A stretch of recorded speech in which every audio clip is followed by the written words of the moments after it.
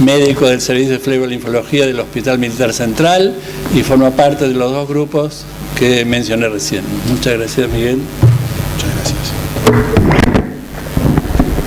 Me pongo acá para poder ver mejor. Bueno, ante todo agradecer la invitación del Consejo de Ética y de la Academia Nacional de Medicina por la invitación, y al doctor Papendi por permitirnos mostrar un poco qué es lo que hacemos. Y es un poco la base de todo lo que va a venir después, la anatomía, y a eso un poco nos dedicamos. Y el misterio fundamentalmente le cae muy bien al sistema linfático, el misterio de la anatomía, porque desde su descubrimiento fundamentalmente el sistema linfático fue un misterio desde su inicio, de su descubrimiento. ¿Por qué? Porque diversas cuestiones, puede ser por el tamaño diminuto que puede llegar a tener los vasos, el calibre de los vasos linfáticos, puede ser porque la linfa puede ser translúcida. Por diversas causas, el sistema linfático fue delegado en un segundo plano a relación al sistema venoso y al sistema arterial, que también es parte del sistema vascular, pero no menos importante, y eso es muy, muy importante, valga la redundancia decirlo, no menos importante. Y muchos de esos descubrimientos también fueron por casualidad. Recién el doctor hablaba del quilo, y el descubrimiento de los vasos quilíferos, los vasos linfáticos del intestino, fue por casualidad, porque a alguien se le ocurrió disecar un perro vivo que recién había comido, y al abrirlo, al disecarlo, vieron que había unos vasos llenos de un líquido lechoso. ¿Por qué? Porque absorben el metabolismo de las grasas, que después la doctora Lucrecia Barbosa le va a hablar fundamentalmente del quilo.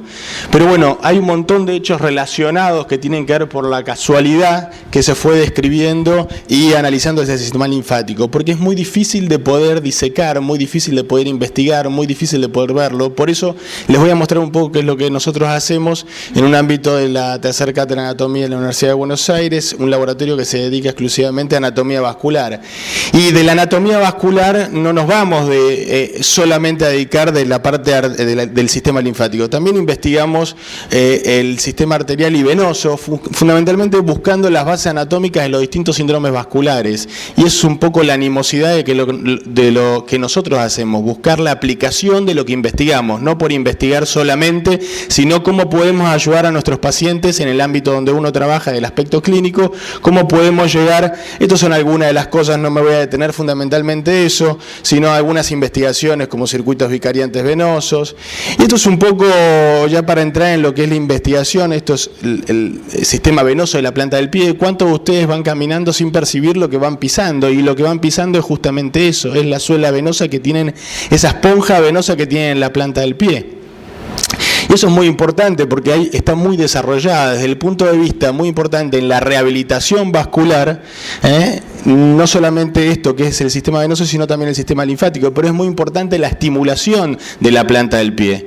Y esto piensen que en un individuo sano, sin ningún tipo de anomalía en la planta del pie, va fabuloso porque se estimula desde la planta del pie con un mínimo impulso, esto eyecta una cantidad determinada de sangre. Pero una deformidad del pie, en un pie plano o cualquier malformación que tenga sobre la planta del pie, eso va a repercutir, y a partir de ahí vamos a tener los distintos síndromes vasculares. Es muy importante entenderlo desde ese punto de vista, y así como vimos recién el sistema venoso, vemos el sistema linfático, de muy difícil inyección y fundamentalmente en la planta del pie, pero es muy importante poder estimular esa planta del pie para poder rehabilitar a esos pacientes. Nosotros tenemos estudios, que ahora no vale la pena traerlos, donde se hicieron linfografías, se canalizaba un vaso linfático, se pasaba un contraste, y se veía que estimulando solamente la planta del pie se veía el ascenso del contraste del sistema linfático del miembro inferior hacia los vasos linfáticos ilíacos y ahí hacia el conducto torácico.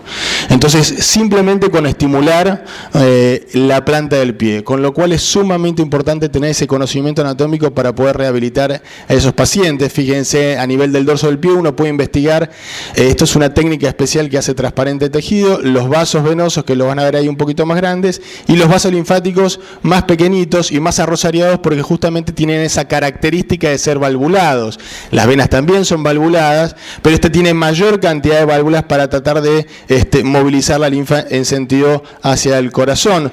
Y lo mismo que vimos en el pie, vimos en la mano. Es muy importante porque esa prensa que tenemos en la mano, en la estimulación, y vuelvo a decir, para lo que es toda la rehabilitación, es sumamente importante, no solo en el dorso de la mano, sino también en la palma. También es muy difícil de inyectar, pero ahí van a ver una red de vasos linfáticos distribuidos en la palma y en el dorso de la mano, que también son muy importantes en lo que es la rehabilitación. Ahora, ¿cómo llegamos a esas imágenes? A través de la inyección, a través de la investigación anatómica, tratando de buscar cómo podemos visualizar ese sistema linfático que en las disecciones cadavéricas no se percibe, por el tamaño, porque la linfa no se ve, por distintas cuestiones, hacemos que inyectando ese sistema linfático podemos llegar a verlo. Son distintas técnicas, fundamentalmente de tinta china, de látex, la masa de Gerota, la masa de Gerota modificada. Ahí van a ver cómo llega a nosotros el cadáver y cómo lo inyectamos. Es una preparación muy laboriosa, por eso no hay muchos lugares donde se pueda llegar a hacer. Nosotros tenemos una escuela muy importante en el país. Fundamentalmente, ahí van a ver, uno trata de inyectar de la forma más fisiológicamente posible. Y estos son los resultados con esta técnica. Ahí van a ver el cuello, los linfonodos del cuello, los linfonodos de la axila, la conexión que tiene. Y hace unos años diseñamos una técnica, adaptamos una técnica combinada. ¿Para qué? Para poder tener imágenes tridimensionales, imágenes como estas. Esta es la clásica inyección y esta es una diafanización que cambia el índice de refracción del tejido y hace que el preparado se vea más transparente y con lo cual se ve en profundidad las relaciones que pueden llegar a tener. Fíjense cómo se ven los linfonodos a nivel de la epitróclea, cómo se ven los ganglios axilares, cómo se ven los vasos linfáticos, que acá no se pueden llegar a ver. Eso es bastante interesante, pero vamos a ir un poco cómo adaptamos eso. Hoy día tenemos nuevas tecnologías para el paciente in vivo, porque uno puede aplicarlo cadavérico a partir de la información que uno tiene y de las investigaciones que uno hace.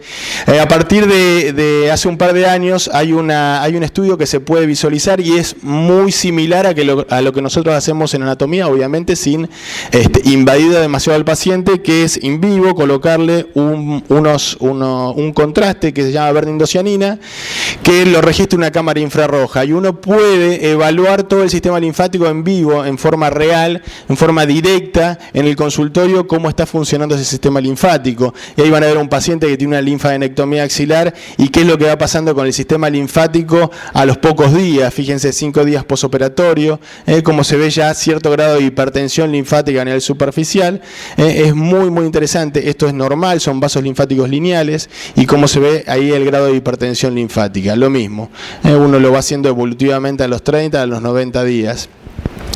Simplemente la aplicación de lo que uno investiga desde el punto de vista anatómico lo puede hacer también en vivo con esta técnica que es un poco más novedosa. Y obviamente vamos a ir a lo más común, a lo más frecuente en nuestro país, que es el linfedema secundario al tratamiento del cáncer de mama. Y ahí van a ver un poco el porqué de conocer la anatomía. Y el porqué de conocer la anatomía es fundamentalmente conocer la relación intrínseca que tiene el sistema linfático a nivel de la axila, que es el centro, digamos, uno de los centros, junto con los ganglios inguinales, los centros más importantes de miembro superior, lo que es de tronco, los ganglios axilares, y a nivel de miembro inferior los que son ganglios inguinales o linfonodos inguinales, si uno quiere hablar más precisamente. Y esto es la consecuencia de lo que vamos a hablar hoy durante toda la mañana, justamente el linfedema, que es el bloqueo que va a tener, la interrupción que va a tener el sistema linfático a este nivel o en el trayecto del miembro superior, porque el centro ganglionar de la axila es compartido por el miembro superior y por la mama, así que es sumamente importante. Y fíjense la relación intrínseca que tiene con esta técnica que podemos ver los vasos linfáticos, la relación intrínseca que tiene. No es lo mismo hacer una linfadenectomía que sacar un ganglio, que sacar 3 o 4, pero cualquier ganglio que yo saque, cualquier intervención que yo haga en la axila va a generar un desequilibrio, una hipertensión linfática, que eso puede desencadenar un linfedema. Y hay después un montón de factores que interceden para que se desarrolle un linfedema o no. Por eso van a haber pacientes que se operaron, que se irradiaron y no desarrollaron ningún linfedema, y quizás pasan 10 o 15 años, se lastimó, se cortó, se irradió, lo que sea, y desarrolló un linfedema. Y tiene que ver un poco con conocer la relación anatómica que puede llegar a ese paciente y que puede llegar a tener ese paciente a partir de la investigación anatómica. Y como yo les dije, no es lo mismo sacar uno que sacar todos, pero sacando uno un solo ganglio, por ejemplo, como es la biopsia del ganglio centinela, hay un porcentaje de un 0 a un 13% de desarrollar un linfedema secundario a una biopsia del ganglio centinela. Y eso es muy importante, porque al paciente hay que advertirle eso que puede llegar a suceder. Incluso en la linfadenectomía completa, con irradiación, con la cuadrantectomía y todo, el paciente muchas veces no tiene mucha idea de qué es lo que puede llegar a pasar, y a veces se le hincha el brazo y anda dando vueltas por todo el país tratando de buscarle solución a eso. Y es muy importante la prevención, y en eso hay que hacer hincapié, fundamentalmente en la prevención. Pero lo que voy es que hay un 0 a un 13% de desarrollo de linfedema, pero claro, llegamos a un 77% cuando se hace la linfadenectomía completa. Pero lo importante es el 13%, sacando un solo ganglio. Ahí van a ver imágenes de todo lo que es el sistema linfático en miembro superior. Fíjense la cantidad de vasos linfáticos que hay, y son bien superficiales, a nivel del estrato superficial, con lo cual cualquier lesión que puedan llegar a tener puede alterar el normal funcionamiento de esos vasos. Fíjense la relación intrínseca que hay en la axila. Si hay una intervención a este nivel, es normal que empiece a suceder la acumulación de ese líquido, de esa linfa, y a generar todos los problemas que suceden después. Fíjense en una preparación donde está inyectado el sistema vascular acá arterial, el venoso no se ve muy bien, pero fíjense cómo se ven por transparencia toda la disposición del sistema linfático y la relación intrínseca que tiene. Con lo cual cualquier intervención no propia del sistema linfático que uno acceda a la axila o al miembro superior está en riesgo de lesionar este sistema. Con lo cual hay que advertir fundamentalmente y tratar de prevenir al máximo la lesión que puede llegar a tener ese sistema, porque obviamente cuando uno opera a un paciente, no por esto, sino por otras causas a nivel del miembro superior axila, los vasos linfáticos, la linfa es translúcida, transparente, y no se pueden llegar a advertir. Así que es muy importante saber por dónde van, por dónde circula. Y esto es lo que yo les digo, recién vimos miembro superior, la mama también tiene preferencia por la axila, por eso se va, el sistema linfático drena hacia la región axilar, y ahí lo están viendo, la inyección a nivel de la mama, de la glándula mamaria, y cómo se va a la axila por preferencia, en un 90%. Pero no solamente se va en un 90%, sino que hay un porcentaje que en vez de ir a la axila o de forma simultánea, va detrás del esternón, a lo que se llama cadena mamaria interna, y eso puede traer complicaciones futuras. ¿Por qué? Porque lo que no se detectó en la axila en su momento puede haber ido hacia la cadena mamaria interna y tener complicaciones posteriores. Entonces hay que tener en cuenta que eso puede llegar a suceder. ¿Por qué? Porque cuando hacen la marcación del centinela, fundamentalmente se espera un poco de tiempo nada más, y obviamente en el 90% va hacia la axila. Pero es muy importante, hay pocos centros acá en el país donde hacen la detección como tiene que ser, y esperar el tiempo que tiene que ser, porque hay un porcentaje que puede ir de forma simultánea de la cadena mamaria interna, y eso hay que tenerlo en cuenta. Ahí lo van a ver, es justo detrás del esternón. Lo mismo sucede a nivel de la piel. La piel, el sistema linfático es bastante caprichoso y sabemos todavía muy poco sobre la distribución. Sí, conocemos los mapas, el mapeo que hizo SAPEI, las investigaciones que vinieron posteriores y todo lo que hay en relación a eso, pero es muy importante conocer cómo es la distribución de ese sistema linfático, lo normal. Pero lo patológico, cuando los circuitos están alterados, por ejemplo, por un tumor de piel, un melanoma, las relaciones pueden ser alteradas. Significa que si yo tengo un melanoma acá en la piel baja, en la piel alta de abdomen, fíjense que puede ir hacia la axila homolateral, puede ir hacia la axila contralateral, puede ser a la ingle contralateral o a la ingle homolateral. Pero hay un porcentaje, fíjense acá, que perfora el espacio intercostal y también puede ir a la cadena mamaria interna. Lo mismo sucede con la piel lumbar. La piel lumbar también es bastante caprichosa, porque lo normal es esperar un corto tiempo e ir a buscar lo que habitualmente se encuentra, que son los ganglios inguinales. Dependiendo si está más cerca de la línea media, va a ir a una ingle o a la otra, pero a veces puede ir de forma simultánea. Pero hay un porcentaje que puede perforar el psoas y ir a la cadena retroperitoneal, y eso no se encuentra, y el problema aparece 5 años después, con una metástasis a nivel del retroperitoneo o con una invasión tumoral. Entonces es muy importante, porque el porcentaje es menor, pero puede llegar a pasar, y eso lo vemos con frecuencia, que después ya les voy a mostrar algunas imágenes. Ahí está perforando con esta técnica. Lo que podemos llegar a lograr es esto, es poder ver en profundidad cómo va discurriendo, cómo va transcurriendo ese sistema linfático. Y acá lo van a ver lo que yo les decía. Fíjense como de la piel lumbar perfora el psoas y se va directamente a la cadena retroperitoneal, a la cadena ilíaca. Eso es muy importante, pues es un porcentaje menor, pero fíjense de un melanoma a nivel de la piel lumbar, cómo puede perforar y se a profundo e irse al retroperitoneo. Y esto lo tenemos comparado y tenemos un trabajo con la doctora Sarlenga con SPECT-CT, donde ella ve pacientes puntualmente que tienen esta invasión tumoral. Entonces, charlando una vez, dialogando, yo le conté de esto y ella me contó de lo suyo, y ahí hicimos un trabajo en relación a eso, porque es muy interesante cómo se comporta ese sistema linfático a ese nivel. A nivel de los miembros inferiores, y no los quiero aburrir con tantas imágenes anatómicas, pero fundamentalmente fíjense que tiene un circuito muy similar de recorrido en relación al sistema venoso superficial, y el eje fundamental va a ser la vena safena interna, que acá no la ven porque está inyectado solamente el sistema linfático, y tiene relación con el sistema venoso porque embriológicamente tienen el mismo origen. El sistema linfático nace a partir de brotes del sistema venoso, a partir de la 6ª semana del periodo embrionario, y fíjense la relación que tiene, como yo les dije, con el eje principal, que es el eje de la vena safena. Y en esta zona, donde tiene cierta relación intrínseca con la cara interna de la rodilla y en la región inguinal, son las zonas donde habitualmente se puede lesionar el sistema linfático, por cirugías, por traumatismos, por lo que sea. Fundamentalmente acá en la ingle, porque cuando uno opera en la región inguinal, no solamente una biopsia, sino cuando tiene que hacer algún tipo de cirugía venosa, la relación intrínseca que tiene el sistema linfático la tiene con el sistema venoso y con todos los afluentes que tiene la vena safena en la región inguinal.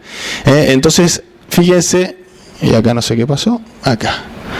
Bueno, lo mismo, fíjense la relación a nivel de la ingle y esto a nivel de la cara interna. Lo mismo, ahí van a ver un paciente fundamentalmente con las consecuencias. Le hicieron un stripping para una revascularización miocárdica, para un bypass coronario, y fíjense las consecuencias de lesionar el sistema linfático. Un linfocele acá en la región, en la cara interna de la rodilla, y tenía otro más pequeño en la región inguinal. Con lo cual hay que tener en cuenta por dónde transcurre ese sistema linfático. Bueno, lo mismo en la ingle.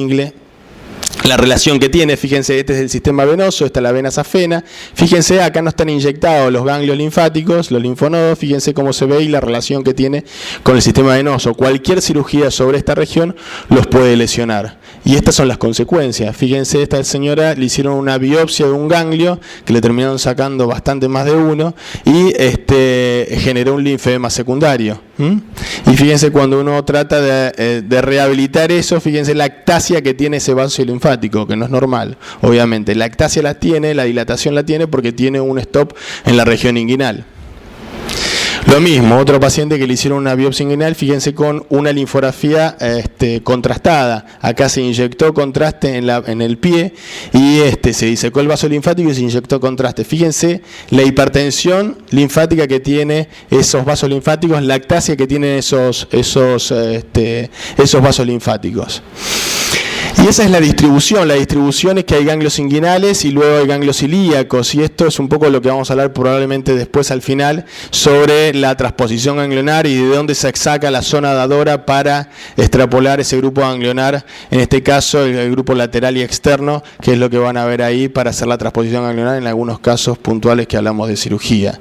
Finalmente, y con esto ya le doy un cierre a esta presentación, el tronco principal, el colector principal del conducto, el colector principal del sistema linfático es el conducto torácico, y ahí lo van a ver. Fíjense cómo se ve un tronco principal que es el que colecciona la linfa de los miembros inferiores y parte de las vísceras del abdomen, y fíjense que esto es muy importante porque ahí van a ver el tronco principal y por afuera van a ver un plexo vicariante que nosotros llamamos, esto sucede también con el sistema arterial y con el sistema venoso, y esto lo hace el organismo de forma muy sabia. ¿Por qué? Porque cuando está interrumpida la ruta principal, ese plexo vicariante trata de compensar la circulación normal que debería ir por ese conducto torácico, con lo cual es sumamente importante conocer la anatomía y saber por dónde deriva, porque este es el colector principal. En la cirugía de esófago o otras cirugías a nivel torácico se puede lesionar, se puede ligar y puede tener complicaciones severas que después ya lo veremos. Bueno, el inicio, cómo se forman los troncos lumbares, el tronco intestinal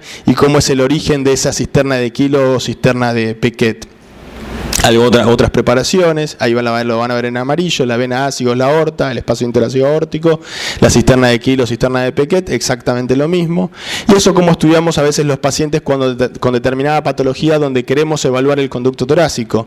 Entonces inyectamos contraste a nivel de un contraste especial, que es el lipidol ultrafluido a nivel de los ganglios, que lo localizamos ahora por ultrasonografía. Antes se podía hacer por disección, hoy día tenemos acceso con la ultrasonografía, y se inyecta y se puede evaluar todo el conducto torácico y las malformaciones que puede llegar ese conducto para poder interpretar. Finalmente, les dejo una invitación para el Congreso Mundial de Linfología que se va a hacer este año en septiembre. Así que, bueno, están todos invitados. Muchas gracias.